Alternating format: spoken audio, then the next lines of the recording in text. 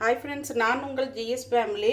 பார்த்தீங்கன்னா நான் இன்றைக்கி வல்லார தொக்கு செய்ய போகிறேன். அதுக்கு நம்ம மாடி தோட்டத்திலேருந்து பறிச்சிருக்கிறேங்க.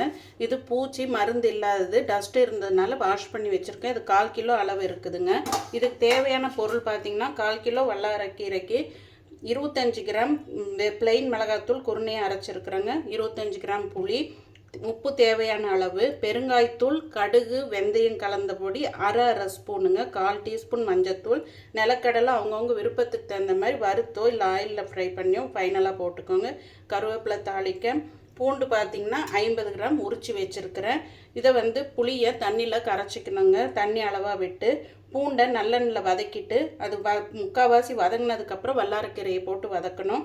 அதுக்கப்புறம் பார்த்திங்கன்னா ரெண்டையும் அரைச்சி நல்லெண்ணில் தாளிக்கும் போது நாம் புளிக்கரைசலில் டஸ்ட் இல்லாமல் வடிச்சிடணுங்க. அதுக்கப்புறம் தேவையான இந்த இன்க்ரீடியன்ஸ்லாம் போட்டு ஃபைனலாக நிலக்கடலை போட்டு இறக்கணுங்க.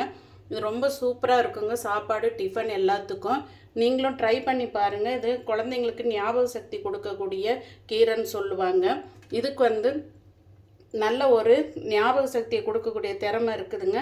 இதை அன்னாடம் நாம் யூஸ் பண்ண முடியாது. அதனால தான் இந்த மாதிரி தொக்கு மாதிரி பண்ணும்போது வாரத்தில் ஒரு நாள் சாப்பாடு கொடுக்கலாம், டிஃபனுக்கு கொடுக்கலாம். இது ஸ்டோர் பண்ணி வைக்கிறதுக்கு தான் இந்த புளியும் நல்லெண்ணெய்ங்க. இது நல்லெண்ணெயில் தான் செய்யணுங்க.